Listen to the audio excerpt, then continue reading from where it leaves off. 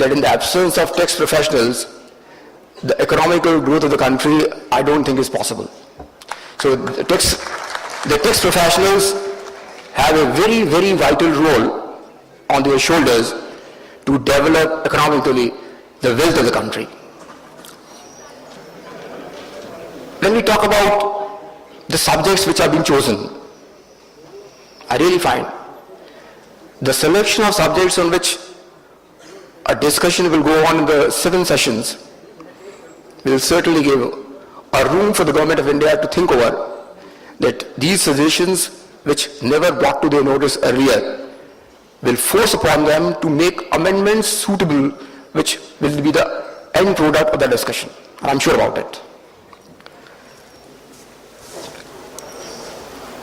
The topic given to me when I looked into is what direct and indirect taxes. Only thing which came to my mind I just want to share with all of you. The very thing which is groomed from the ground level to the top. Everybody wants to think over that how it is possible with the tax management, or you can call this a tax planning, which is a refined word, how to save it. I'm also one of them. I don't spare myself from it. But I want to suggest one thing here. Can we do one thing, change in the system and approach? That how and why we should think upon to say that how should I save under the tax planners or the tax consultants?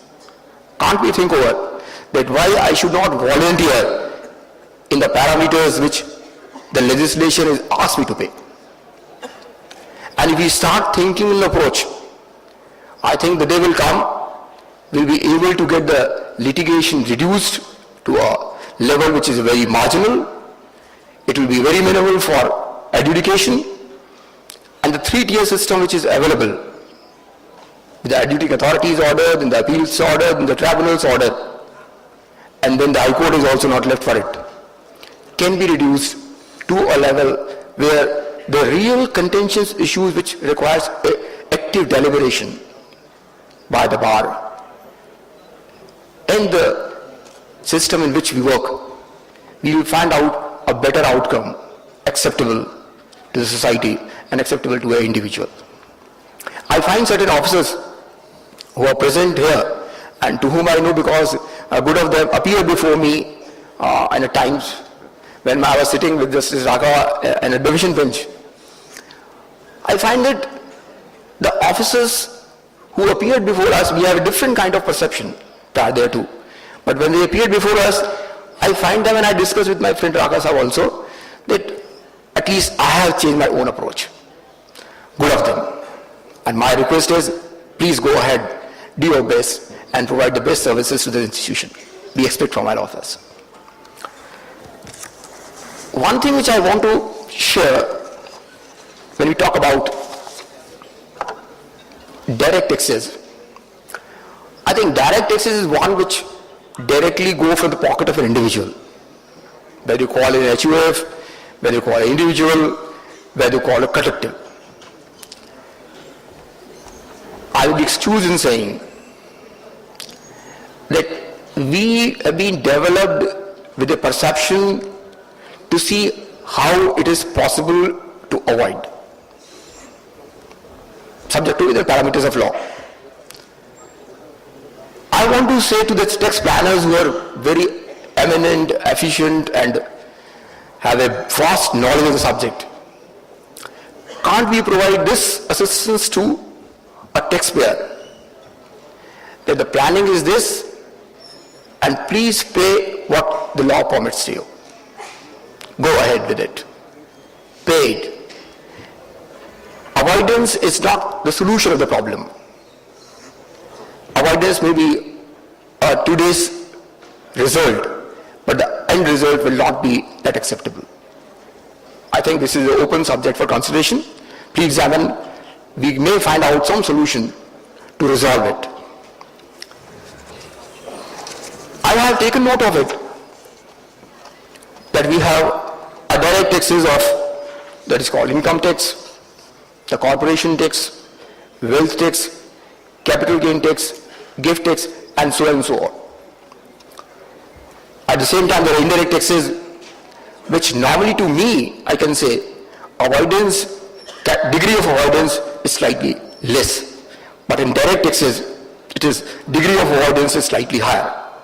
So my request to the August gathering and to the galaxy of senior members, experts who are present in this auditorium, my request is, can we make, when we always talk about familiarity to the system, can we make a tax familiarity to the people?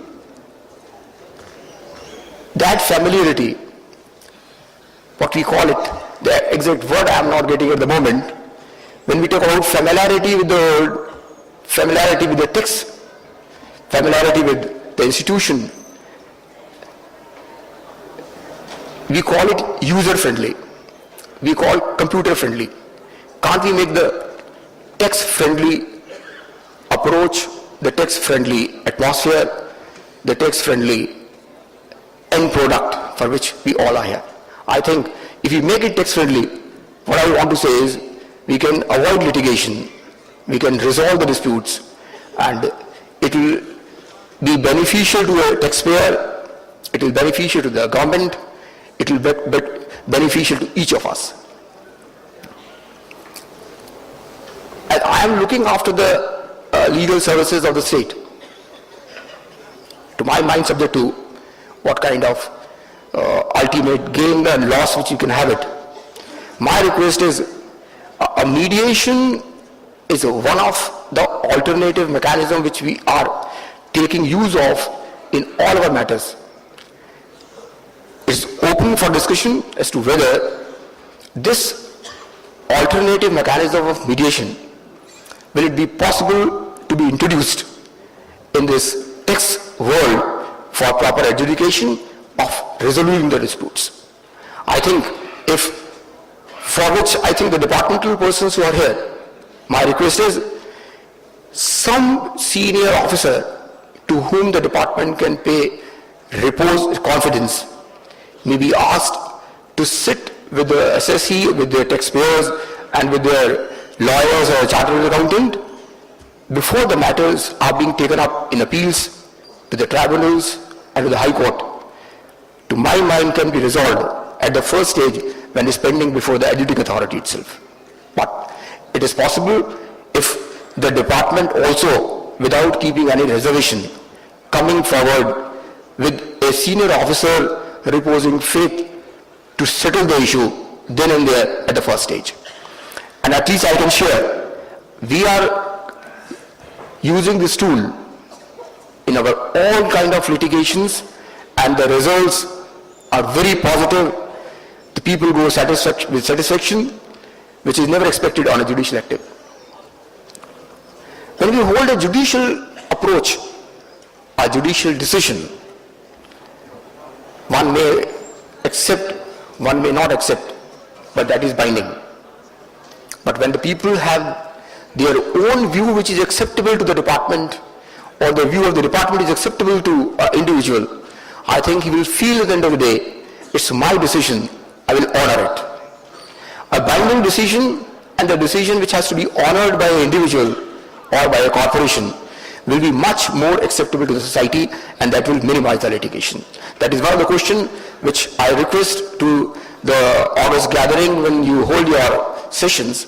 Please consider it, if possible, go ahead to this situation, which will certainly give a better atmosphere in the world of taxation.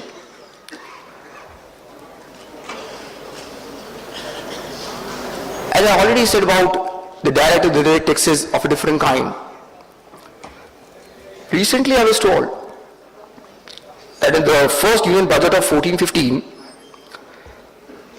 there is a uniform GST which is called goods and service tax, which is in way. I think it is not so far introduced, maybe under the process of may take a shape tomorrow, but not today. My request is, subject to your discussion on the sessions, if we give a wider scope to the different kind of taxations, ultimately it is to be shared by an individual, by a public sector, in the method of a direct or indirect taxes.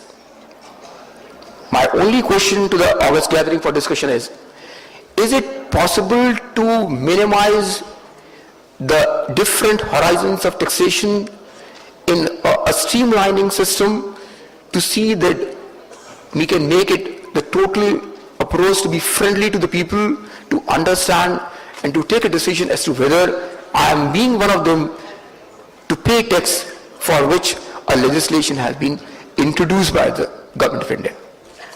That is my question.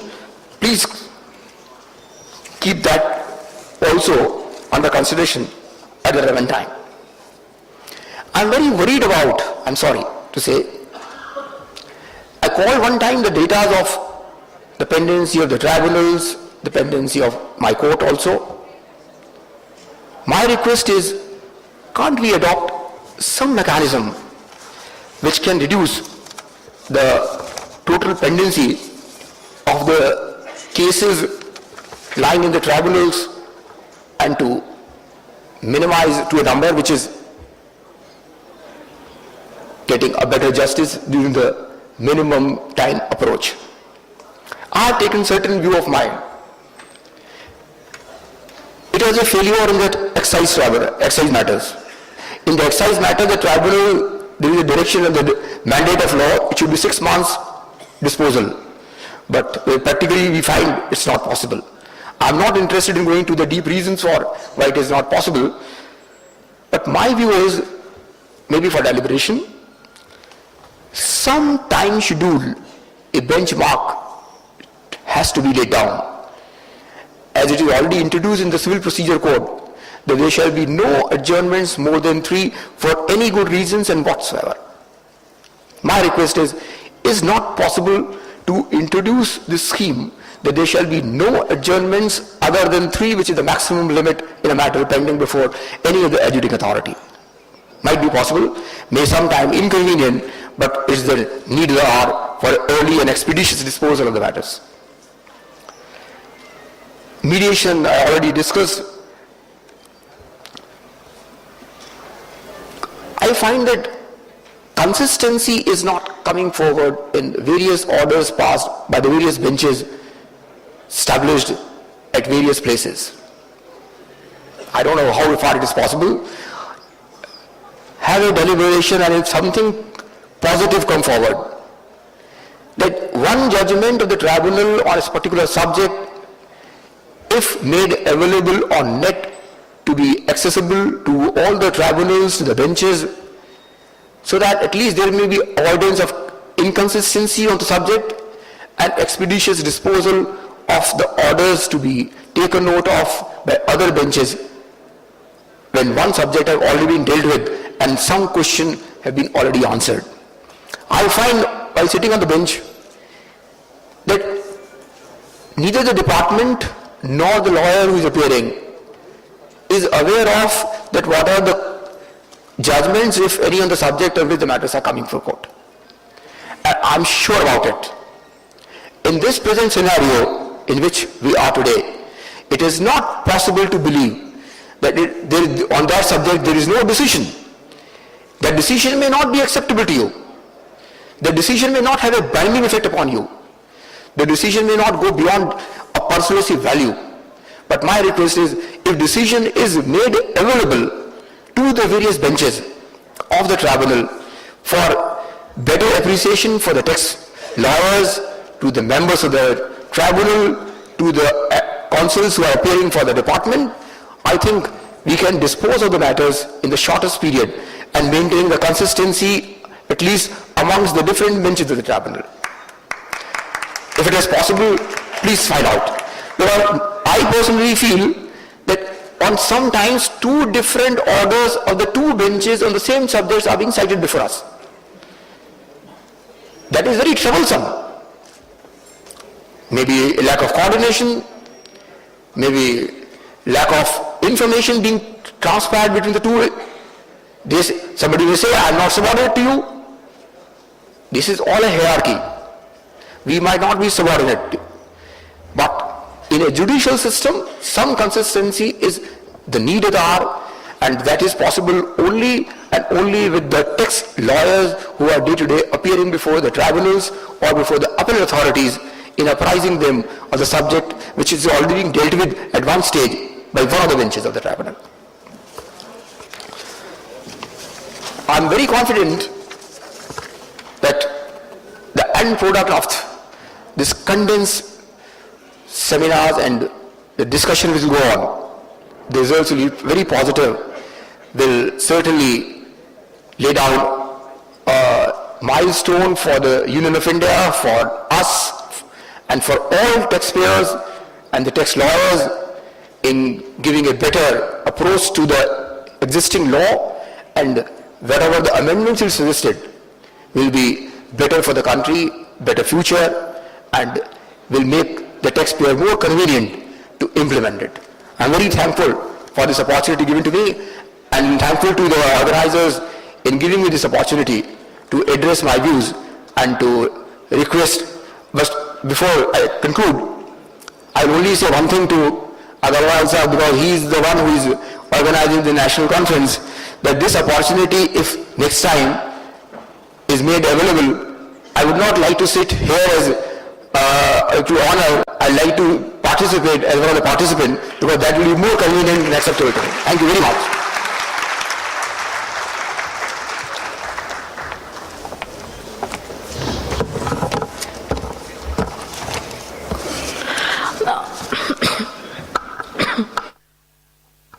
Thank you, sir. And in fact, if I inferred it correctly, wherein you mentioned that, India being a complicated country as far as the tax laws are concerned, wherein we have reforms coming up every month very frequently. So once we have a more structured, more reformed tax laws, which I'm sure this would be a better world for the complete fraternity as far as this thought is concerned.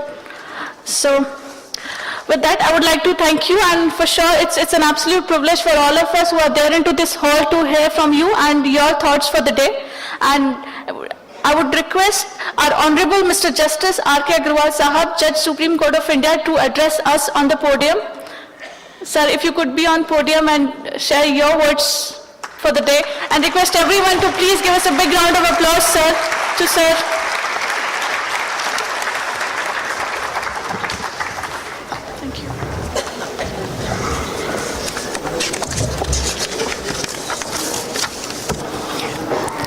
Vande Mataram. I extend my warm felicitation to all the dignitaries present in this august gathering.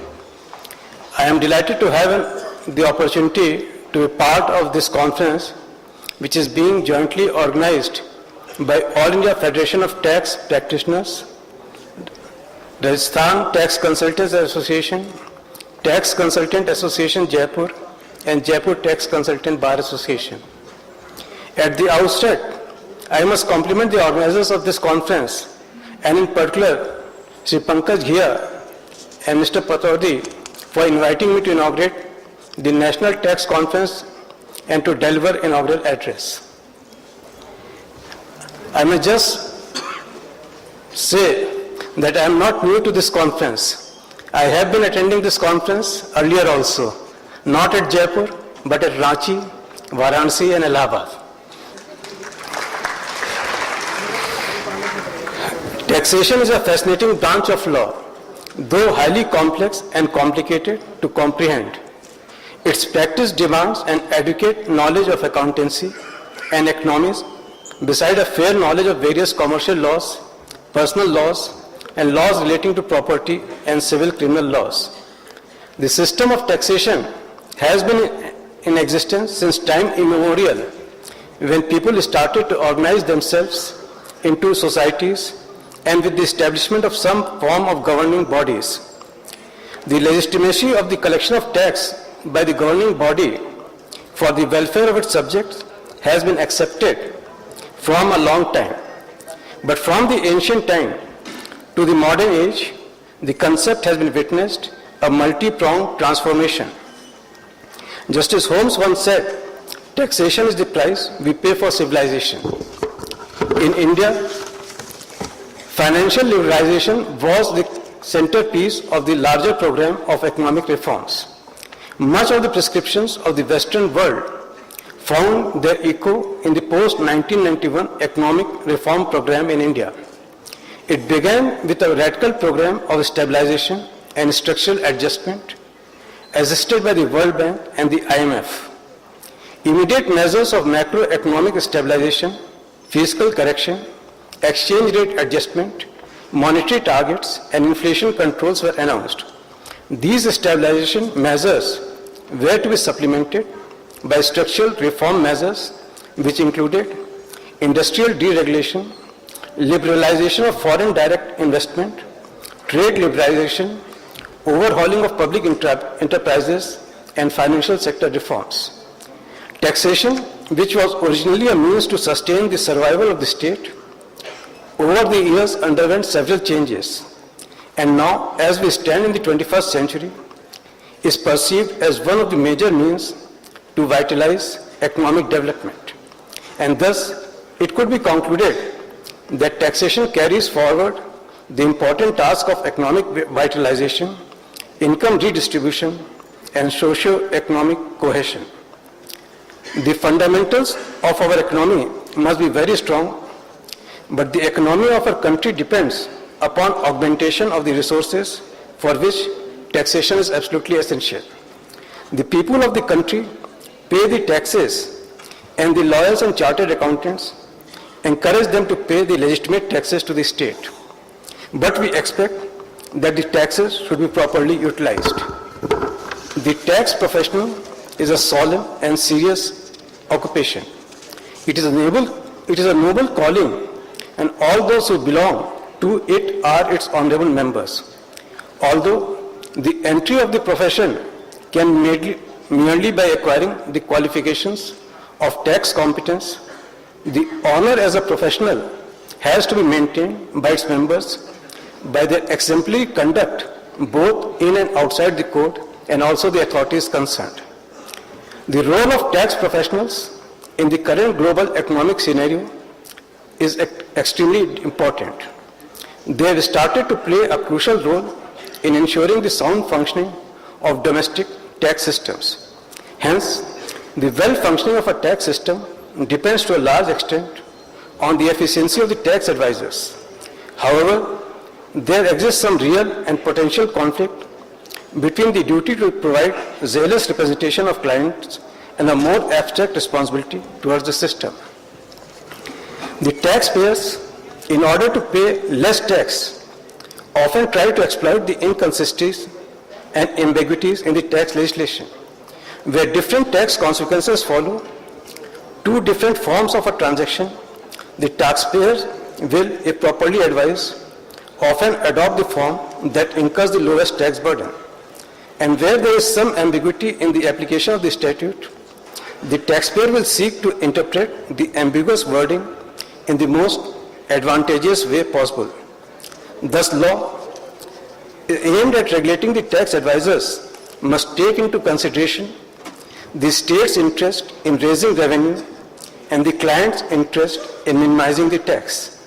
It is also necessary to put in place proper regularities to protect the clients from unscrupulous or incompetent tax advisors.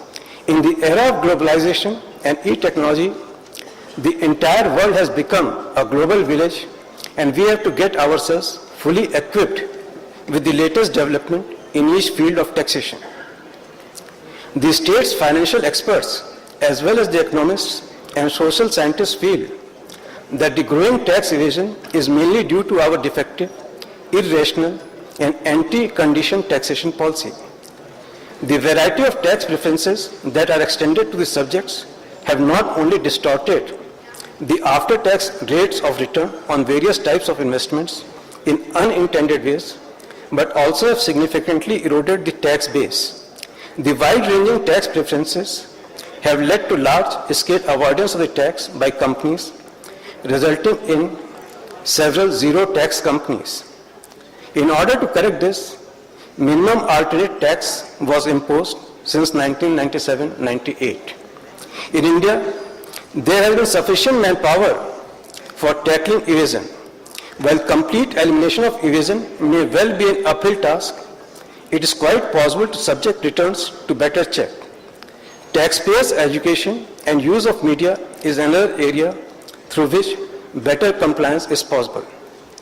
Also, we cannot be unmindful of the fast-paced changes taking place in the taxation regime in the country and even internationally. In our own country, in the next few years, the Income Tax Act of 1961 is likely to be replaced by the Direct Tax Code. The Central Excise Services and Value-Added Tax regimes are proposed to be substituted under the Goods and Service Tax, for which a bill has recently been introduced in the Lok Sabha. Perhaps a beginning has already been made with the new Companies Act 2013. A lot of systems could be interlinked through the use of information technology. There will be a paradigm shift in our taxation system on all fronts. Not only the content of the law shall stand changed, but also the manner in which we approach taxation itself will undergo a complete transformation. For any professional, be that a chartered accountant, advocate, tax practitioner, engineer, doctor or architect, the integrity and honesty is the supreme, which makes the man straightforward and sincere to his profession. For achieving success, one has to be quite objective as well as fair and impartial to his colleagues, subordinate, and to the work itself. When it comes to a professional, not only entire stake, but sometimes the life of a person is put in the hands of the professional. Hence, the professional's competence is supreme, which can be achieved by having the complete knowledge and information about the subject and the laws with which we are dealing. The statutory bodies of advocates and chartered accountants, or the Bar Council of India and the Institute of Chartered Accountants of India, have the duty to control the working of the professionals. However, in today's world, tax professionals must be concerned also with the risk management, tax contingencies, disclosures, requirements, and reputational risk. In order to keep the professional reputation always high, it is absolutely essential that we must be very careful, and we should not make a part of our professional family such persons, individuals, or the professional firms who have indulged in various unscrupulous work. Moreover, the convergence of international financial reporting standards and Indian accounting standards, and the convergence of accounting treatment under the Companies Act and the Income Tax Act. It will not be long before these systems are interlinked, and the tax authorities can, at the click of the button, verify the actual accounts of an SSE. At a more mundane level, with the introduction of information technology, it is far easier to ascertain the authenticity of transactions for claiming deductions or tax credits. Taxpayers profiling, which provides the tax authorities with a rich source of information, is common now, at least on the income tax side, and is made easier with the filing of e-returns. Every year, Economic and Cooperation Development deeply examines and brings out a report on a particular aspect of taxation, such as voluntary disclosure, tax avoidance processes, role of technology in taxation, etc. In a globalized world, where we are slowly inching towards adopting the same processes and the frameworks as are prevalent in the Western world, we have much to learn from these studies and reports. Indian markets have significant potential and other prospects of high profitability and a favorite regulatory regime to entice investors. With the new Make in India program, the government further intends to attract the non-resident Indians to make financial investment in India.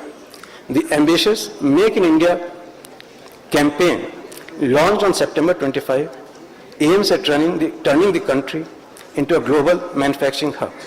Government's initiative to create Make in India a global phenomenon will bolster and help increase per capita income and will create jobs for over 10 million people. The tax professionals are advisors and not senior executive officers of the corporate world. We must act independently according to our knowledge and wisdom and not according to the desire or dictate of any SSE or client, however big it may be. The nature of business is also undergoing a change. Globalization is slowly leading to a situation where size of business is becoming all important, not just for expansion, but even for survival. Global competition is leading to the obliteration of any business which does not have the capacity to cope with the challenges, and increasingly with size or scale of business, the capacity to survive is increasing, with smaller businesses are being wiped off. Take any sector of the economy, be it finance, construction, real estate or retail, the big have to get bigger and the smaller are on the risk of being wound up. Taxation is a sharp-edged weapon of fiscal management. The development countries face the problem of financial inadequacy mainly due to the limited avenues for its generation.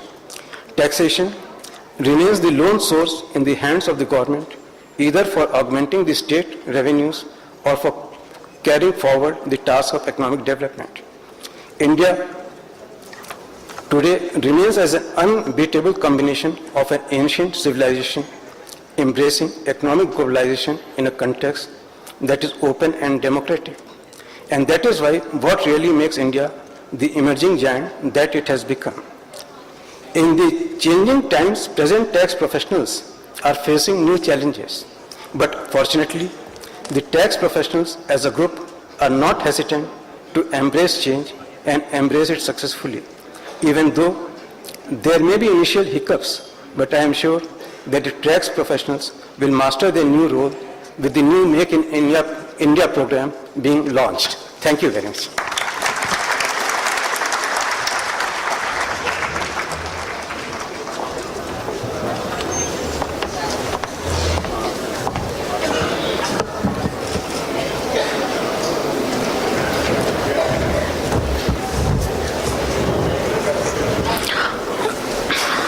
Thank you, sir. An absolute privilege and honor for us to hear from your experiences and insights for the future. And I'm sure it's a must take away for all of us for the day. But before we move on to our next speaker, I would like to share an exciting thing with you all. So yes, this NTC 2014 is no less than a high-tech conference.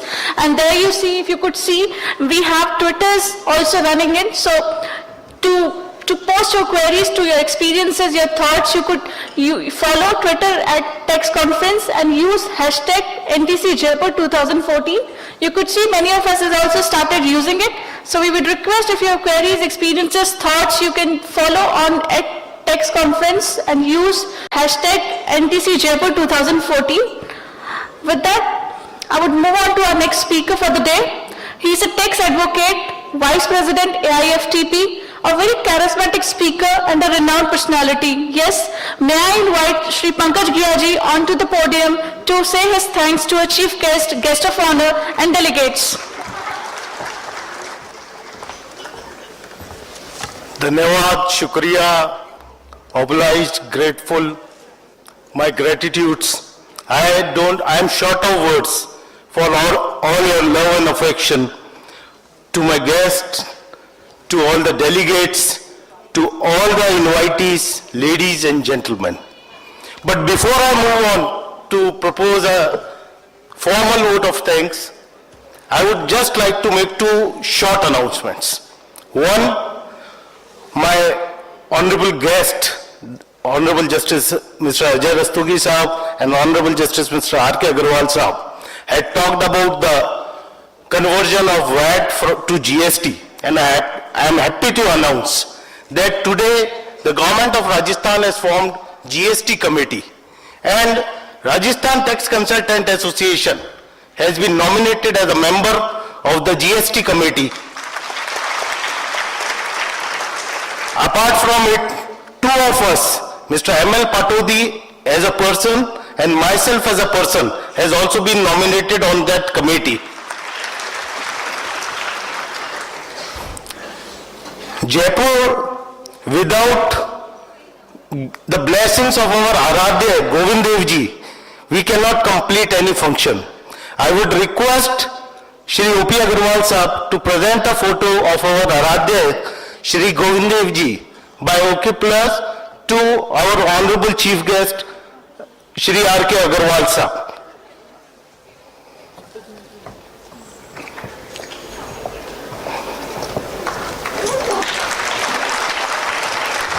I would request Shri O.P. Agarwal Sahab to present a photo of Aradhya Dev Shri Govind Dev Ji to our guest of honor, Honorable Mr. Justice Ajay Rastogi Sahab.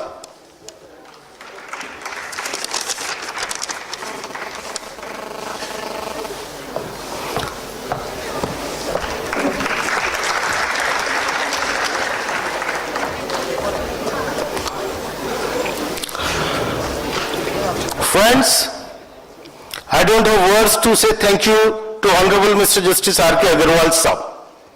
On our request, a simple telephonic request with a call, he had very kindly consented and had taken trouble to come to Jaipur, give his blessings. A very simple person, and I must confess that he has always advised us in the earlier conferences also to move on, to gain knowledge, to go for learning, go for ethics and excellence in life. I am highly obliged, sir, for your blessings, for your address and for your visit to Jaipur. Honorable Mr. Justice Ajay Rastogi Sahab, we are troubling time and again, and he has been very kind, very grateful, and always welcomed our request. We as a right always go to him and ask him for his guidance and blessings. We are grateful, sir, for your extremely speech, and particularly his efforts on the mediation to reduce the pendency of litigations in the court. We are extremely grateful to Mr. Ashok Sharma, our gold sponsor, and Greenland Industries for being here. The delegates, without you, this conference would not have been possible. The most gratitude of all the organizing associations goes to you. I am happy to announce that we had crossed 1,000 delegate number, and it is one of the most mega conferences. And without you, we had not seen this hall filled up, even with the upper floor, in recent times, in any of the inaugural or technical sessions. So thank you all. I am grateful to all the past presidents, executives, my seniors, the speakers, the chairmen of various technical sessions, and Honorable Mr. Justice Rajesh Bindal, who has we had troubled him, and he has very kindly agreed to come from Chandigarh. Honorable Mr. Justice Rajesh Bindal from Punjab and Haryana High Court. Our own Honorable Mr. Justice J.K. Ravkar Sahab, we don't have words. We as a right again go on continuously troubling him time and again. Friends, there can be a list, but I may take sorry, but without our sponsors, without our advertisers, this conference has a great obligation to them also. And my backup team. We are only the face. We are only here on the dais, but the working is back of the stage. Working is outside the hall, and without the efforts, and particularly Mr. Pramod Boob, we call him the CEO of the conference. So without him, it would not have been possible. All our staff, all our chartered accountants, advocates, all team members, faculties, I propose a heartful vote of thanks to you. Thank you all, and I may announce that we are not breaking. We will continue the first technical session of the legendary prophylactic speaker, Mr. Kapil Goyal, with the Again, a legend in tax profession, the past president of AFTP, Mr. Bharatji Agarwal, senior advocate from Allahabad, as the chairman of this session. So please don't move, don't go. We are continuing with this session. Thank you all. I would request all the dais, please. Thank you.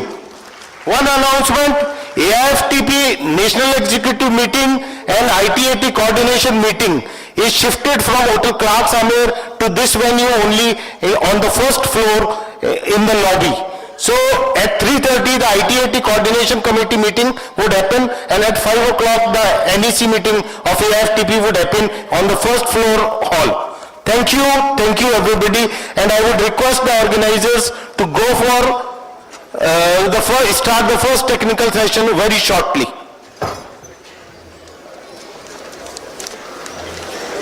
Colleagues, and I am welcoming the dignitaries on the dais. Friends, the first technical session is for the income tax, we have two very big dignitaries on the dais they dealt in the subject in a great detail. But I could simply like to say that the income tax is as complicated as any other act, and as has been said in the earlier session, in the inaugural session by the Justice Agarwal, that now DTC is on the verge of starting, and I think this within this year this DTC will come into force. I am thankful to the organizer to giving me this opportunity of being a chief guest or a part speaker on this subject. I will only say that I will not cover much on the income tax because the learned speakers are there, and as the chairman has said that he reserved his right to speak after that, I think I can also have the privilege sitting on the dais to speak something if I have after the speech of Mr. Goyal.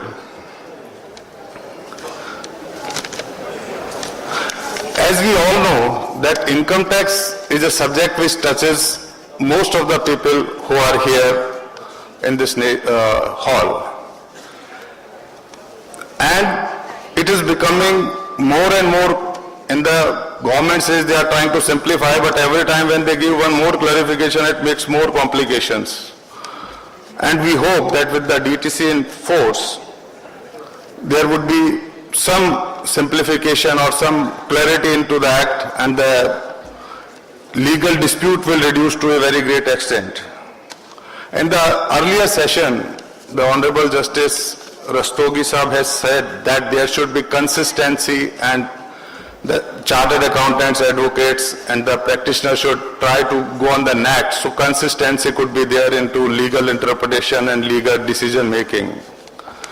With due respect to him, I have my own feeling that consistency at times tends to the wrong consistency also. So consistency in a vibrant world is not a good thing. Every provision, every word, every law should be open to the scrutiny in a particular time, in a particular situation. Yes, references of certain old decisions can be taken care while delivering the judgment, but going only by the consistency will lead to stagnancy, and I have my own feeling which I don't want to comment right now. I will only say that once we hear Mr. Goyal, we would be taking, I think if the chairman will permit, question-answer session also. Honorable Chairman, I have been asked to just brief you that how the Rajasthan practitioners in Jaipur are doing as far as income tax is concerned. You are in touch with our veteran Mr. Raga since very long, because I am seeing you for last 30-40 years myself. And we are great numbers in Rajasthan, because I think we are one amongst the largest chartered accountant producers in the country across because we may not be here, but Rajasthanis are in good number in chartered accountancy, law profession and all. And here our presence and our interaction with the department is very good. Our relationship is reasonably good, and wherever we find any problem, our association is very active, and I give good I want to place them in a good position that with the leadership changing, there is no change in that as far as delivery of the Rajasthan Tax Association is concerned. They are delivering and serving the profession very well. I will not take much of the time and give the mic again to the chairman of the session, Mr. Agarwal. Thank you.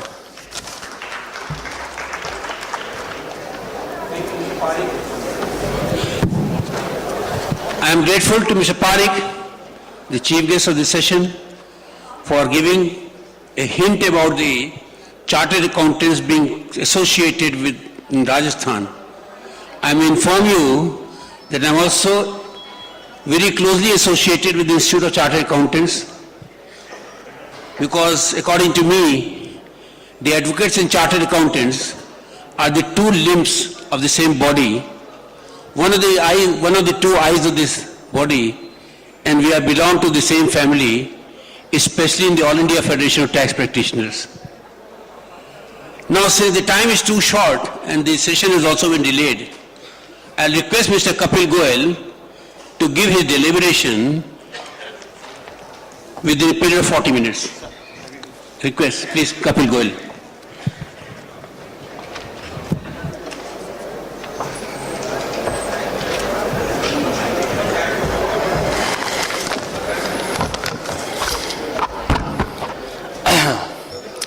My dear respected and loving friends of Jaipur and this All India Federation of Direct Tax, All India Federation of Tax Practitioners. मंच पे आसीन बहुत ही ज़्यादा मैं कहूँगा कि a stalwart of the income tax law. I have also learned from the judgments pleaded by Chairman Sahab Bharat Ji Agarwal. My regards to him, sir, and Mr. Parekh. And the seniors of this Jaipur tax and legal fraternity, particularly Singhvi Sahab, O.P. Agarwal ji, and my dear learned friends. I am glad to be here, sir, between you to share my thoughts on the topic which is very, very close to my heart. मुझे बहुत अच्छा लगता है, मैं कल जब रात को जयपुर पहुंचा और जिस तरीके से मुझे वेलकम ट्रीटमेंट मिला, मुझे कभी भी जयपुर आकर ऐसा नहीं लगा कि मैं अपने घर से दूर हूं सर. तो ये एहसास मेरे अंदर ऐसा पैदा हो रहा है कि ये तीसरा या चौथा विजिट है और ये तीसरा या चौथा सेमिनार बिरला ऑडिटोरियम में मैं यहाँ जयपुर में दे रहा हूं. तो और मेरा एक विजिट और पेंडिंग है इस कैलेंडर ईयर 2014 में 30-31 तारीख को. तो इतना ज्यादा प्यार और इतनी ज्यादा सर एक्सपेक्टेशंस, तो कई बार मुझे लगता है कि कहीं मुझसे कोई भूल ना हो जाए, or whether or not I deserve this kind of love and affection and the confidence which you repose in me. With the belief that my words will be beneficial to you and it will be a learning to me also. And wherever I commit mistake, I am benefited that a legend and a legal eagle Agarwal Sahib is there, who will definitely take the right course of action. Sir, I have designed my deliberation in this format. As he has rightly said, the issue is, the topic which is given is very general, the critical issues in the income tax law. I have structured my deliberations in the sense that 5-6 key Supreme Court rulings I am going to discuss with you in next 40 or 50 minutes as allocated to me. So, my dear friends, these are the 6 Supreme Court rulings. You can note it one by one. I will take it, and I am of the humble view that these are going to be the path-laying precedents, and definitely as far as the future jurisprudence is concerned in income tax law, this much depends upon these Supreme Court orders. First Supreme Court order I would like to take here is the case of Vatika Township Limited, sir. This is the judgment given by 5-judge Constitution Bench of Supreme Court of India in September 2014. The citation of this order is 367 ITR 466. 367 ITR page number 466 is the citation of this Constitution Bench order. 367 ITR page number 466 sir. ये supreme Court का जो decision है sir, मेरे विचार के हिसाब से एक ऐसा माइलस्टोन डिसीजन है जिसके अंदर सुप्रीम कोर्ट ने बहुत सारे महत्वपूर्ण बिंदुओं के ऊपर जिनके साथ हम रोज रूबरू होते हैं उस पर अपना विचार प्रकट किया है. There are two important things in the Supreme Court order, my dear friends. One, when an and in what circumstances a particular law can be said to be prospective and in what particular circumstances a law can be said to be retrospective.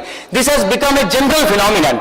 जैसे chairman साहब ने कहा कि finance act 2014 में amendments आई हैं काफी, तो अब ऐसी अमेंडमेंट्स भी हैं जहां कैपिटल गेन्स के अंदर उन्होंने लिख दिया कि साहब आप एक घर बेचकर एक घर ले सकते हैं, सेक्शन 54F में, if I broadly say, and this amendment is done prospectively by Finance Act 2014. So can the revenue authorities say and argue and contend that no, of this amendment is retrospective in nature? Constitution Bench of the Supreme Court of India has, in detail I will come to that, has given the principles in what manner we should see a law is prospective, in what manner it is retrospective. Second important and much wanted clarification has come from the Supreme Court that when it is the tax law, sir, जहां पर हम income tax law की बात करते हैं और जहां हम ये बात करते हैं कि एसएससी के करदाता के अधिकार की बात करते हैं, तो और जहां हम ये बात करते हैं कि कर प्रशासन कैसे कर वसूल करेगा, तो वहां पर भी सुप्रीम कोर्ट ने, उच्चतम न्यायालय ने इस डिसीजन के अंदर बहुत महत्वपूर्ण विचार प्रकट किया है कि कैसे एक कर वसूली की जानी चाहिए. हम सर सदियों से पढ़ते आ रहे हैं कि हमारे सीनियर्स ने पढ़ाया है, सीनियर्स हैज टोल्ड अस कि that when two views are possible, one view which is favourable to the taxpayer should be adopted. Supreme Court in this decision of 5-judge bench has taken this principle to the next level. That what should be the approach of the tax administration when it comes to the collection and realization of the taxes. So these are the two important issues which have come up in this Supreme Court order. First, I would like to give you the background before the Honorable 5-judge Constitution bench, sir. इस case के अंदर supreme court के सामने जो प्रश्न रखा गया विचार के लिए कॉन्स्टिट्यूशन बेंच के लिए, संवैधानिक पीठ के लिए, वह यह था कि साहब 113 section 113 is there is a section 113 in the income tax law which was in practice or which was in operation when block assessments were there in relation to these search cases. कि आज से जब finance act 2003 जो current search procedure है उससे पहले का जो सर्च असेसमेंट प्रोसीजर था, that was given in chapter 14B of the income tax act, that is known as popularly block assessment, sir. तो उस ब्लॉक असेसमेंट से रिलेटेड एक सेक्शन है, सेक्शन 113, जिसमें सरचार्ज की बात की है कि साहब सरचार्ज कैसे लगेगा और कब से लगेगा. तो सेक्शन में एक संशोधन आया साहब फाइनेंस एक्ट 2002 के द्वारा. Section 113 was amended bye finance act 2002 with effect from 1st June 2002 that search assessments can be visited with the leeway of the surcharge. तो सो एक कंट्रोवर्सी स्टार्टेड एमर्जिंग कि साहब ये जो संशोधन किया गया धारा 113 के अंदर, जिसके अंदर कहा गया कि ब्लॉक असेसमेंट्स के अंदर आप पे सरचार्ज लगाया जा सकता है, और फाइनेंस एक्ट 2002 ने किया with effect from 1 June 2002, whether this particular amendment made in the income tax law by Finance Act 2002 is retrospective or prospective. तो इस सर्कमस्टांस में ये 5-judge कॉन्स्टिट्यूशन बेंच का गठन हुआ सर. तो वहां सुप्रीम कोर्ट के सामने पहले जो सुप्रीम कोर्ट की डिवीजन बेंच का डिसीजन था Suresh and Gupta. That decision of Supreme Court in case of Suresh and Gupta is reported in 4 SCC page number 362. 4 SCC page number 362, where in Suresh and Gupta, Honorable Supreme Court through division bench has taken the view that amendment made in section 113 by inserting this surcharge point is retrospective in nature and it is clarificatory in nature. That is, it will apply from the back date, day 1, when the block assessments are there. Now, when later on another division bench was seized with the same controversy in the case of Vatika Township, there the doubts were casted by the division bench saying that when there is an amendment made in the taxing statute which needs to be construed very, very strictly, whether this opinion given by the Honorable Supreme Court in case of Suresh and Gupta is on right footing or not. So when the doubts were casted by the division bench in the case of Vatika Township, the matter was referred for the opinion of the larger bench. This is here, it is worth noting, my dear friends, कि जब दूसरी division bench ने कहा कि साहब पहले वाला Suresh and Gupta का डिसीजन को रिकंसिडरेशन की जरूरत है और मैटर लार्जर बेंच के सामने पेश किया गया सुप्रीम कोर्ट के 3 जजेस के सामने, तो वहां एक ऑर्डर पास किया गया जहां ये लिखा गया कि साहब क्योंकि इस केस के अंदर ऐसा एक इशू इन्वॉल्व है जो कंट्री के अंदर हर एक ट्रिब्यूनल, हर एक कोर्ट जिससे सीज कर रही है साहब, कि कौन सा संशोधन प्रोस्पेक्टिव है और कौन सा संशोधन रेट्रोस्पेक्टिव है. तो उन्होंने कहा नहीं साहब ये 3 जज की बेंच इस इशू को नहीं डिसाइड करेगी. Let the matter be placed before the constitution bench so that authoritative and conclusive decision of the Supreme Court can be available to the courts so as to render justice in the matter. So this is, my dear friends, the prologue and the opening remarks and prefatory remarks how this constitution bench came into the picture and existence. In this light of the situation, the Supreme Court firstly stated that law believes in the theory that law looks forward and it do not looks backward.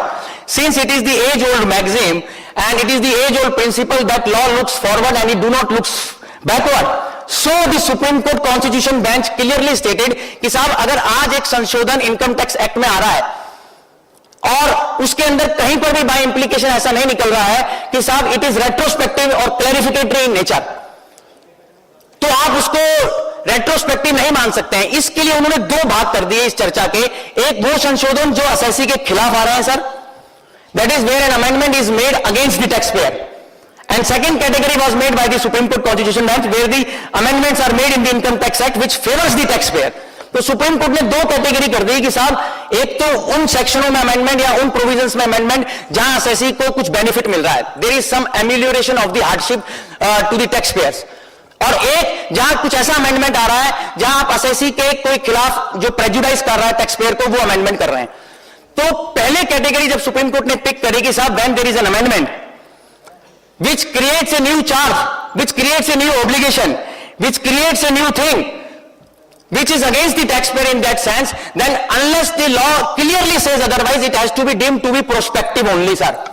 Supreme Court has categorically stated it that when an amendment comes in the statute which is operating against the taxpayer, unless the law absolutely clearly says that it is retrospective in nature by implication or otherwise, we will deem that such amendment which comes against the taxpayer is prospective in nature, sir. तो दूसरी उन्होंने चर्चा करी उस बात के साथ कि जो संशोधन असेसी के फेवर में हो रहे हैं, तो एक तो ये बात बिल्कुल क्लियर हो गई साहब कि आज की तारीख में जो भी अमेंडमेंट्स इनकम टैक्स एक्ट में आती हैं सर, और जहां आप मेरे खिलाफ कोई अमेंडमेंट कर रहे हैं, जहां असेसी को टैक्स पेयर के ऊपर कोई नई ऑब्लिगेशन इंट्रोड्यूस हो रही है और जहां असेसी के ऊपर कोई नया बर्डन इंट्रोड्यूस हो रहा है, तो it will be presume to be prospective in nature only.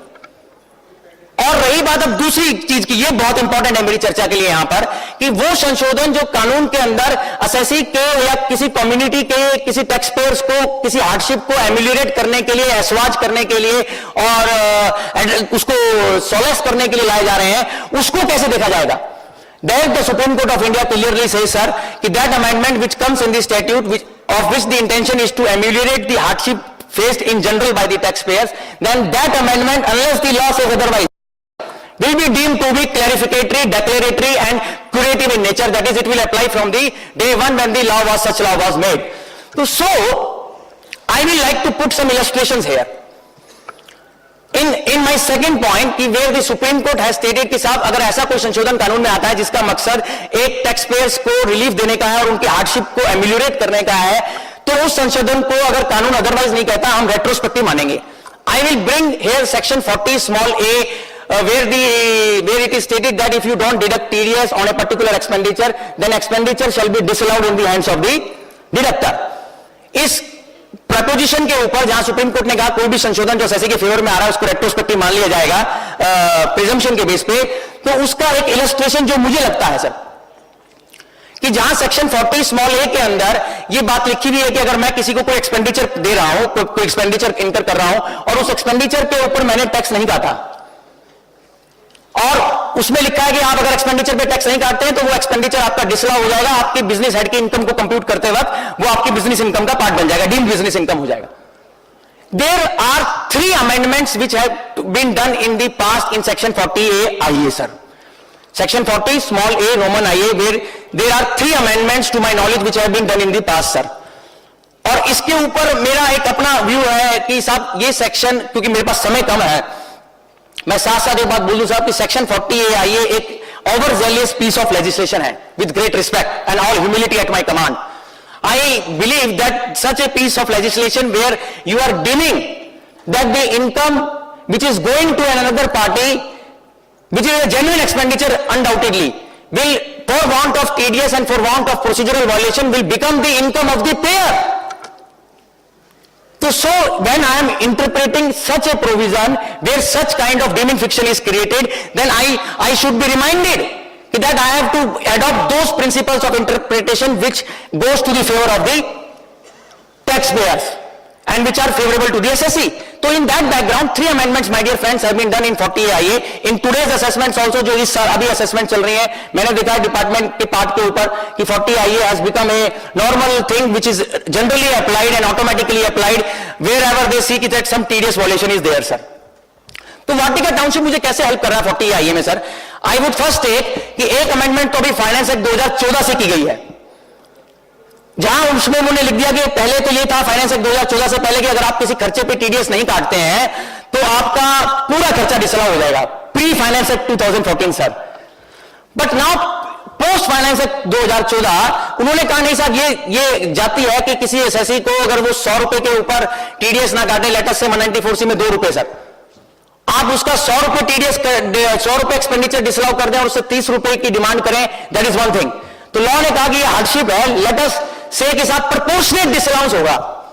There is the theory of proportionate disallowance which is introduced by finance act 2014 in 40AIA, where now it is incorporated in the law कि साहब if you don't deduct TDS on a particular expenditure, then instead of 100% expenditure being disallowed, 30% of the expenditure will be disallowed, sir. So that is the amendment which has been done by Finance Act 2014 and it is made effective from this financial year 14-15 and assessment year 15-16.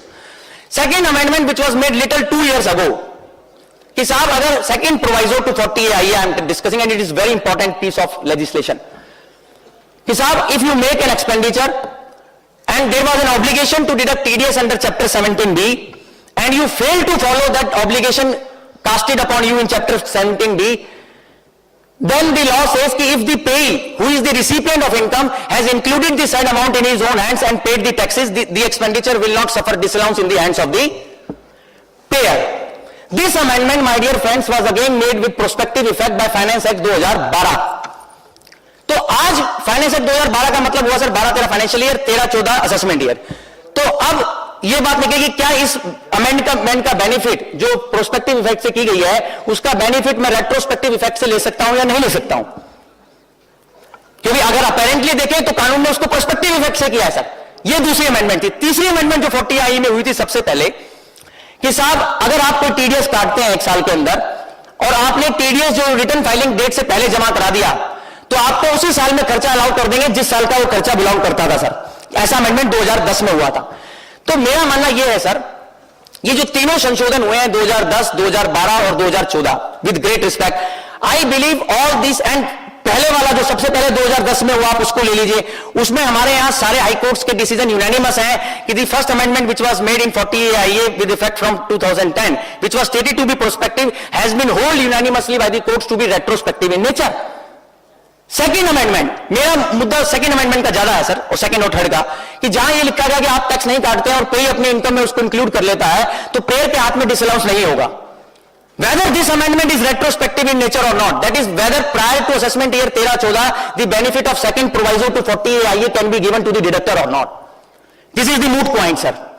So I am of the humble view on the basis of this authoritative pronouncement from Supreme Court Constitution Bench, since this amendment was made in 40AIA to cure a hardship, so it is curative in nature, my dear friends, according to my opinion, on the basis of the Supreme Court orders and other decisions, sir, which have come after this amendment, where the SSC has been given the benefit of the second proviso to 40AIA in the past also.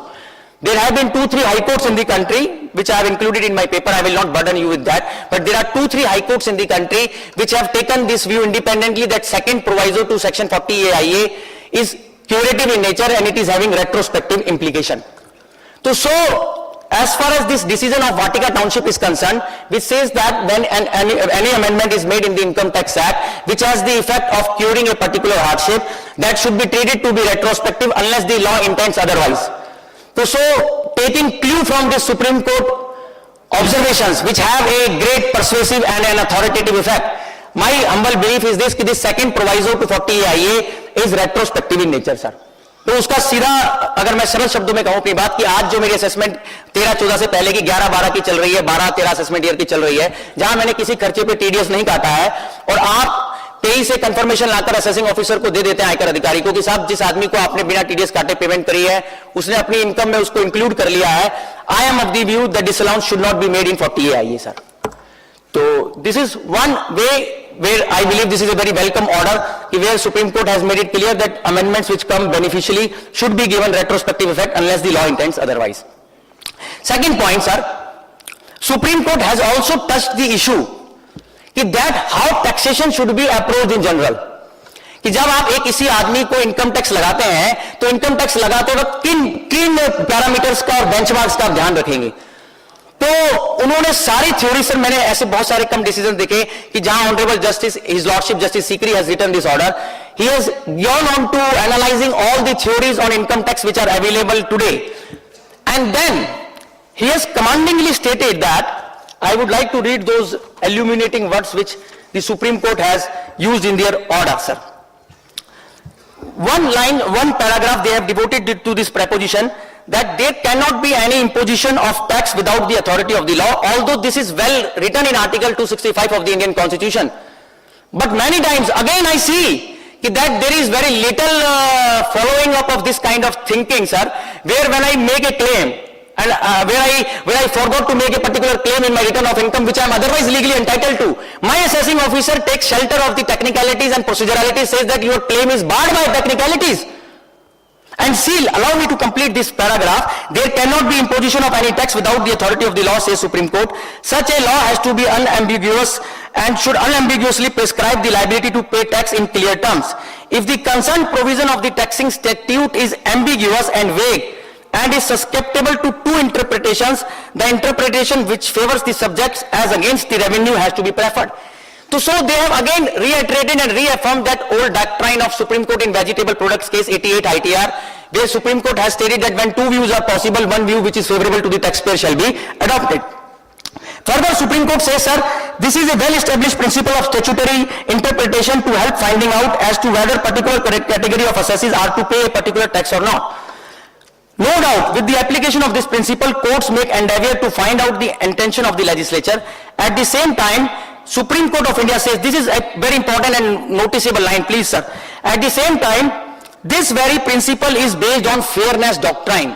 इस पूरे supreme court के संविधान पीठ के order के अंदर sir जगह जगह at different places honourable supreme Court has used the word fairness to conclude that कि जहां आप दोनों चीजें कि वो कह रहे हैं कि फेयरनेस, किसी भी रेवेन्यू के एक्शन के पीछे फेयरनेस जरूर होनी चाहिए, और अगर आपको असेसी को टैक्स करना है और ये देखना है कि कोई प्रोविजन प्रोस्पेक्टिव है या रेट्रोस्पेक्टिव है, वहां पर भी फेयरनेस चलेगी. और इसीलिए उन्होंने ये कहा फेयरनेस के बेस पे कि साहब कोई अमेंडमेंट अगर असेसी के खिलाफ आ रही है तो उसको प्रोस्पेक्टिव माना जाएगा, प्रिजम्पशन प्रोस्पेक्टिविटी के फेवर में होगी, और अगर फेवर में आ रही है तो प्रिजम्पशन रेट्रोस्पेक्टिविटी के फेवर में होगी. This they have based on the theory of fairness. And then they say at the same time this very principle is based on fairness doctrine, as it lays down that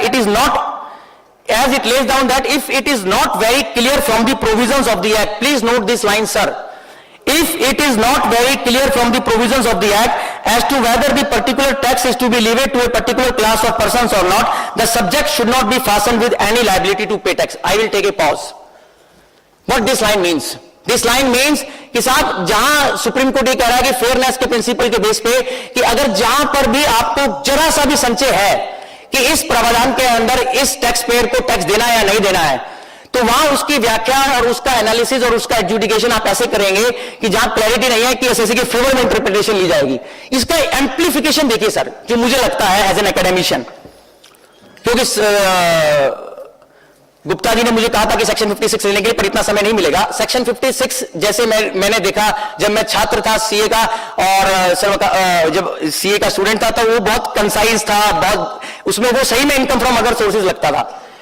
पर आज मुझे उसकी जो shape लगती है section 56 की sir, वो income from other sources तो बहुत पीछे रह गया, वो सब कुछ डीमिंग फिक्शंस पे बेस्ड है sir. This section 56 is totally based on deeming fictions, and you are taxing the assessee purely on the basis of presumption. I will take two instances in background of what Supreme Court has stated in Vatika Township. One, section 56 says that if you are purchasing some shares at less than the value which is specified in the Income Tax Act, then the person concerned who is purchasing those shares will have to pay the tax.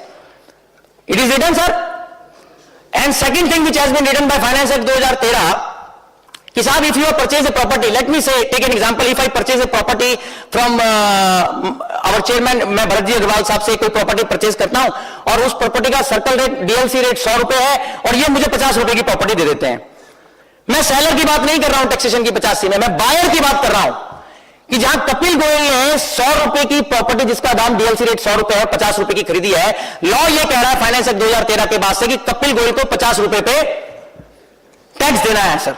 ऐसा ओवरजेलियस provision अगर मेरे सामने होगा, क्योंकि उसमें बहुत issues आ रहे हैं आप लोगों को, फैक्ट्स अलग अलग हो सकते हैं, केस स्टडीज अलग अलग हो सकते हैं, बट मुझे समझ आता है कि फंडामेंटल प्रिंसिपल वही रहेगा जो वाटिका टाउनशिप में 5 जज बेंच कह रही है कि साहब अगर आपको सेक्शन 56 को डीमिंग फिक्शन को पढ़ के ऐसा लगता है कि एसएससी को टैक्स नहीं लगना चाहिए, if there is that view also, then you will not tax the SSC in section 56 sir. I am again repeating that line, sir. At the same time, this very principle is based on fairness doctrine, as it lays down that it is not if it is not clear from the provisions of the Act as to whether the particular tax is to be levied to a particular class of persons or not, the subject should not be fastened with any liability to pay tax. They are very clear that if there is any ambiguity, ambivalence in the provision of the statute, then that ambiguity has to be necessarily resolved by interpreting the statute in the favor of the taxpayer, sir. And he has written, by passing remarks, I saw when I read this full order and full text of the order, sir. Sir, what I found is that Honorable Justice Sikri, his lordship, has written that taxation is an attack on the personal rights and the properties of the taxpayer. So he says that every action of the tax administration should be based on fairness, and wherever there is an element of ambiguity and ambivalence, it should be resolved in the favor of the taxpayer. So 2 areas where this judgment of Supreme Court is directly helping me.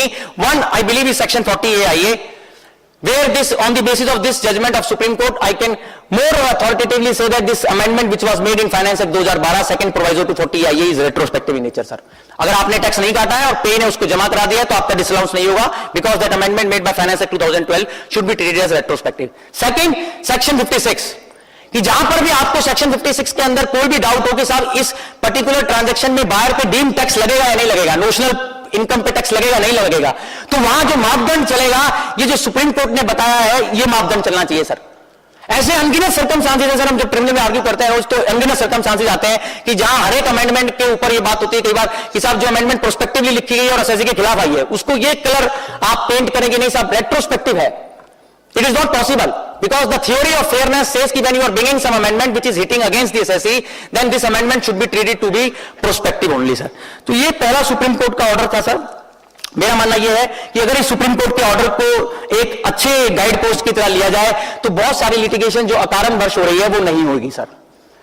ये हालांकि मुझे कई बार मैंने अपने दिमाग में सोचा कि सर सुप्रीम कोर्ट ने अपने जजमेंट में जगह जगह वर्ड फेयरनेस क्यों लिखा हुआ है वाटिका टाउनशिप में, क्यों लिख रहे हो कि हर एक चीज फेयरनेस के बेस पे होनी चाहिए, because ultimately the honourable supreme court might have observed that today when I am being assessed and when I am being told that some amendment which comes against me, when some action is taken to tax me, those are being taken on the one-sided position and one-sided stand, sir.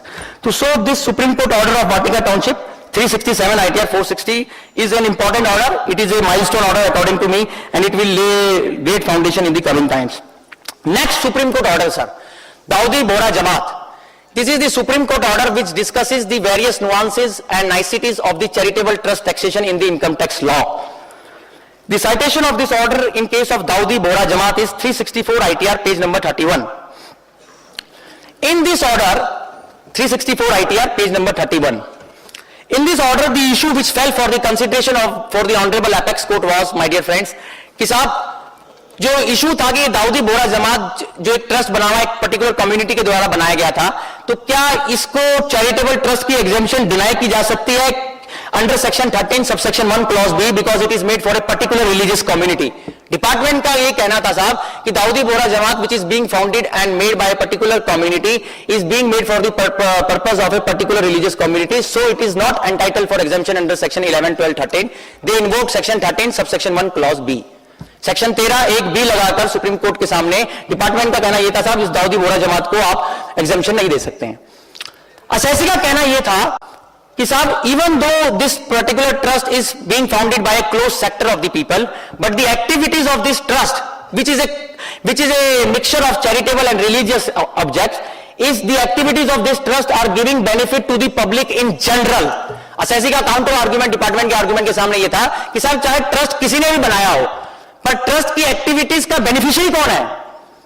is the activities of the beneficiaries of the trust are the closed sector of the people or the general public welfare is being achieved by this charitable trust. So in this order, Supreme Court of India first took the very important issue of section 260A. पहले उन्होंने ये बात इसमें analyse करी कि साहब जब कोई अपील हाईकोर्ट के पास जाती है, उन्होंने सारा लॉ रिव्यू किया कि साहब सेक्शन 260A में किस क्वेश्चन को सब्सटैंशियल क्वेश्चन ऑफ लॉ कहा जाएगा। और उसमें एक बड़ी इंटरेस्टिंग जो ट्विस्ट मुझे लगा सर, कि हम समझते थे कि साहब सब्सटैंशियल क्वेश्चन ऑफ लॉ जो मुझे लगता था कि साहब वही है जिसमें कोई बहुत ज्यादा परवर्सिटी की बात है या जो कभी भी पहले एडजुडिकेट नहीं हुआ और जो फैक्चुअल नहीं है, लीगल है। बट सुप्रीम कोर्ट का कहना यह है कि कई बार फैक्चुअल इश्यूज भी सेक्शन 260A के दायरे में आ जाएंगे, हाईकोर्ट को अपील एडमिट करने पड़ेगी। ऐसा कहां होगा उनके हिसाब से? वो कहते हैं कि साहब where a legal effect of a particular fact is to be analysed, the legal effect of a proven fact is to be analysed, the high court is under a duty to admit the question of law. Supreme Court has said it clearly कि जहां आप fact finding अलग बात है, tribunal ने कुछ लिख दिया है, फैक्ट पे फाइंड कर दिया है, वहां 260A में अपील नहीं आनी चाहिए, वो एक अलग चीज है।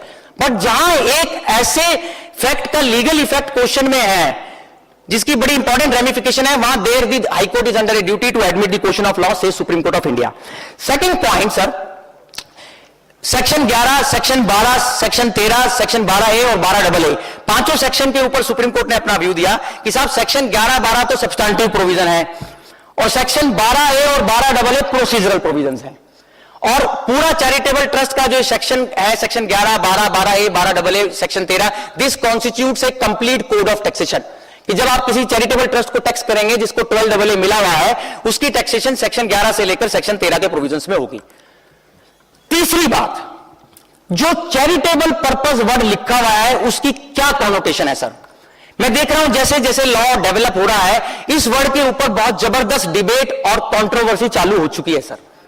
चैरिटेबल पर्पस की परिभाषा हमें कहां दी गई है इनकम टैक्स स्टैट्यूट के अंदर? Section 2 clause 15।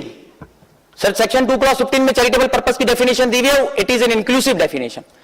There one word is written as medical, charitable one purpose which is stated to be charitable is medical, then relief to the poor, then education, then general public utility, then there are 2 other specified objects.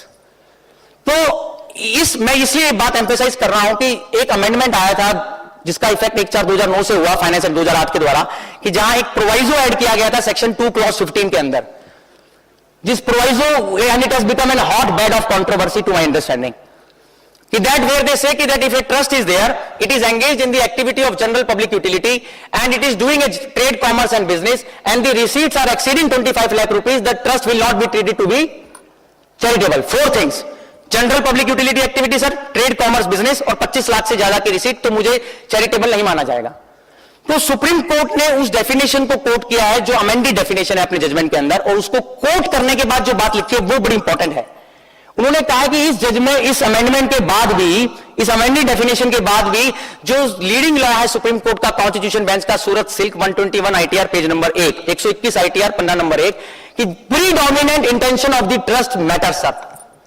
If the intention of a charitable trust is to do a particular philanthropic and a charitable activity, but incidentally they are doing some activity which is profitable and which is leading surplus, then that cannot come under the proviso automatically, unless it is established that predominant intention of the trust was to do the trade, commerce and business in the guise of the charitable activity, is the view of Supreme Court of India, sir.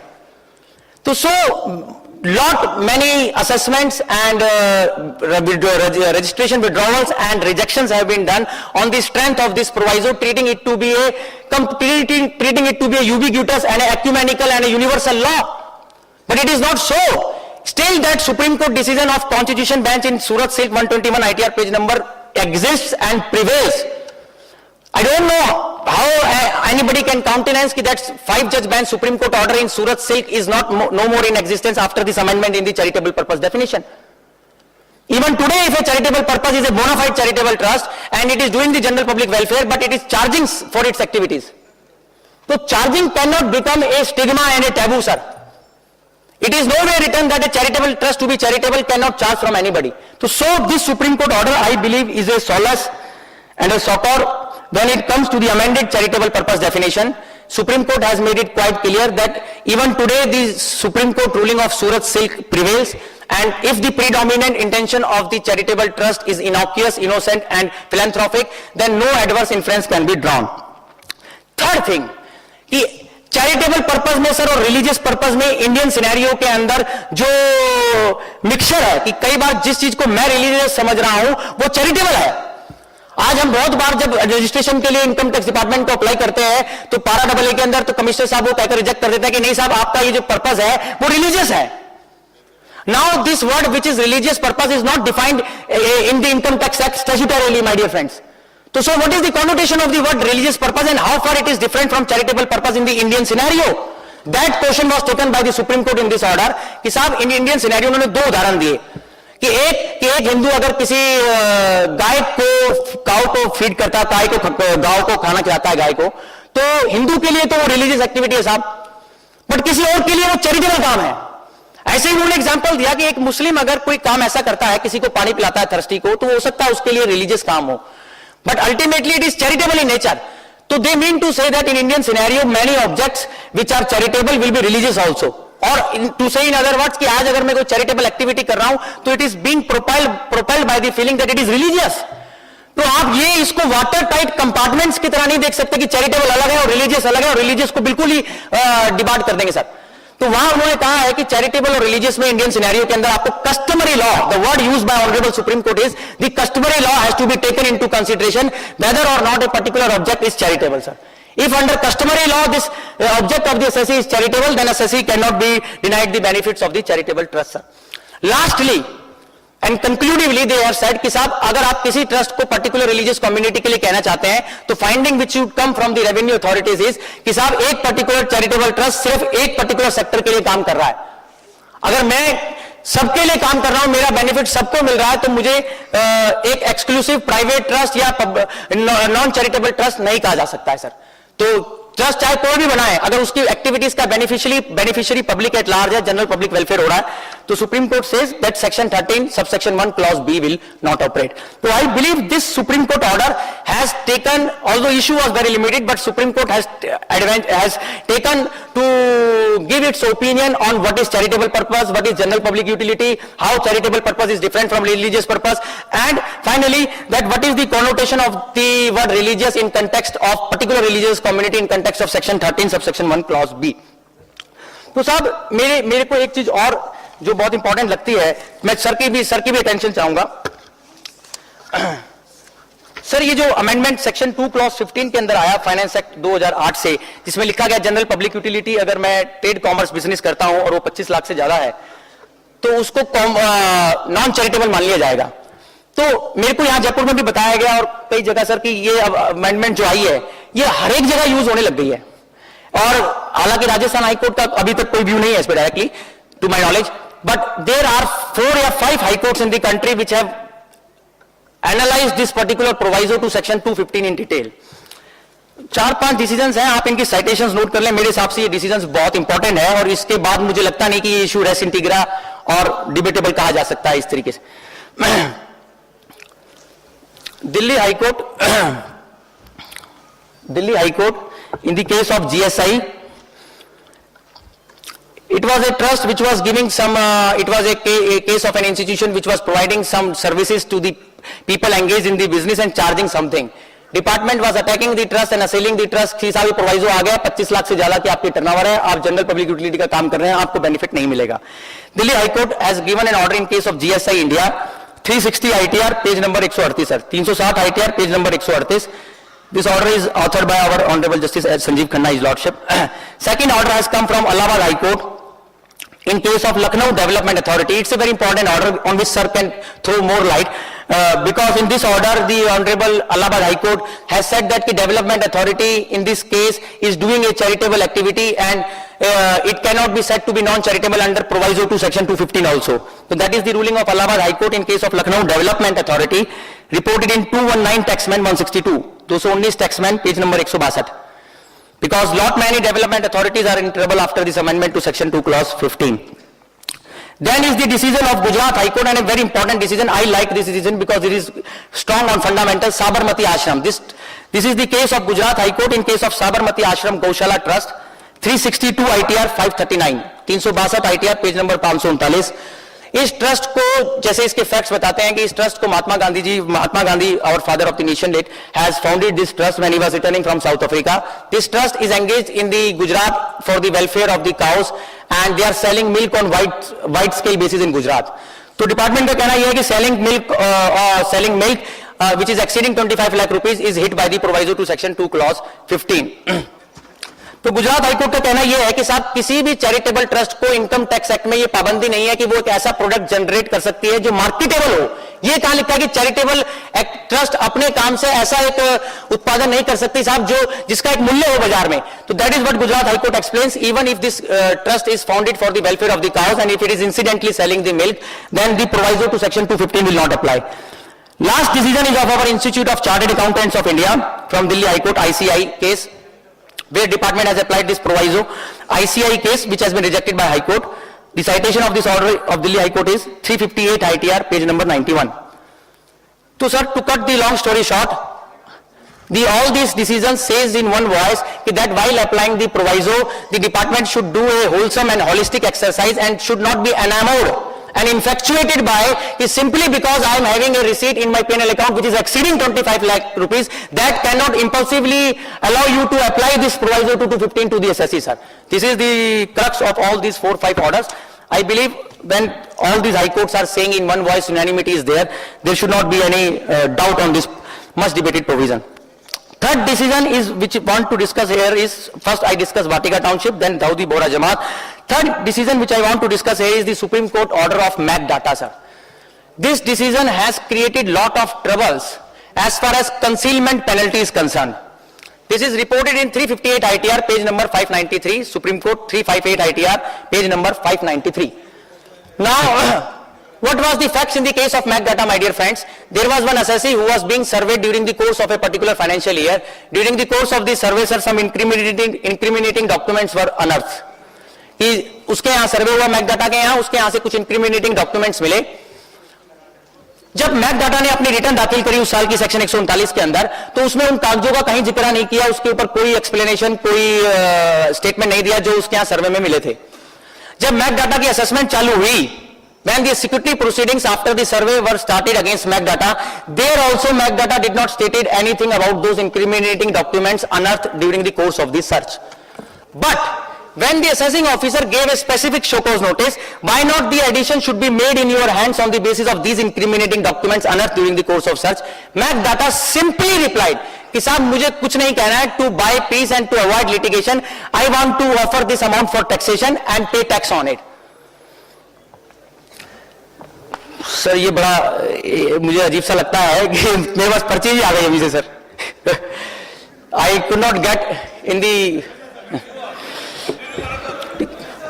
तो sir अभी Mac data पे थे, नहीं chairman साहब sir कर लेंगे जैसे sir की अनुमति होगी. मैं तो मजाक में कह रहा था, सर में कह रहा था सर यस डेफिनेटली सर, मैं मजाक में कह रहा था हंसाने के लिए सर. तो मैं तो अभी बोलना भी चालू नहीं किया, मेरी अपने दोस्तों के साथ रूबरू भी नहीं हुई और इतनी जल्दी मुझे लग रहा है कि मैं अपनी बात खत्म कर दूं. मैं दिल्ली से आया सर, तो मुझे ऐसा लग रहा था. Anyhow, coming back to McData's case कि साहब 358 ITR. Excuse me, Kapil. Sir, The organizer has requested me to Sir. conclude this session by 12:50. Sir We have to keep it in mind. Sir मैं because just of the- इसको खत्म करके But as so far I am concerned, I wanted to hear you as far as possible. Sir But I can't make my own decision. Sir, I appreciate it. I admire that, sir. I admire that. It is my duty to follow and it is my duty to conclude in this seminar, sir, this session in time, sir. Sir, yes, sir. Thank you. So nice of you, sir. Being magnanimous to me, sir.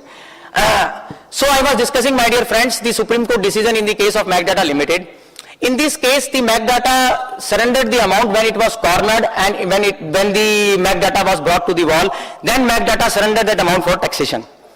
So the tax was paid by MAC Data. जब concealment penalty की बारी आई MAC Data के case में, ITAT holds that कि साहब since MAC Data surrendered to buy peace and to avoid litigation, no concealment penalty should be imposed on the MAC Data. Was the view of the tribunal in this case. Later on, when the matter went up and travelled before the Honorable High Court of Delhi, there the High Court upset and overturned the ruling of the tribunal and stated that it is a fit case for imposition of penalty because MacData, when cornered and brought to the wall and detection was made, then it surrendered the amount even without any explanation. So Delhi High Court confirmed the penalty levied on the MacData Limited. Now, when the matter landed before Honorable Apex Court, the Apex Court approved the order of this underlying order of the Delhi High Court with a detailed reasoning. And what they hold is कि साहब सिर्फ इतना लिख देने से कि to buy peace to avoid litigation आप pay penalty नहीं लगेगी, ऐसा सेक्शन 271 सबसेक्शन 1 क्लॉज सी में कहीं नहीं लिखा हुआ है. सेक्शन 271 सबसेक्शन 1 क्लॉज सी सिर्फ इसी बात की बात करता है कि आप एक ऐसा एक्सप्लेनेशन देंगे जो कि बोनाफाइड होगा और सब्सटेंशिएटेड होगा, तभी आपको कंसीलमेंट पेनल्टी से इम्यूनिटी और इंसुलेशन मिलेगी. क्योंकि मैकडाटा ने ना तो अपने रिटर्न में उस अमाउंट के बारे में दिखाया, ना असेसिंग ऑफिसर के चिताने से पहले बताया, तो McData has done a deliberate concealment, so concealment penalty was appealed by the honourable supreme court. So my opinion is this, that this decision of Supreme Court cannot be taken to be a universal law. It is based on its own peculiar facts. In the cases where I am bona fidely surrendering something, sir, कि जहां मैं अपने आप बिना department के बताए हुए कोई चीज सरेंडर कर रहा हूं, I really doubt whether the ratio of the Supreme Court order will apply or not, sir. Because there is another jurisprudence which says that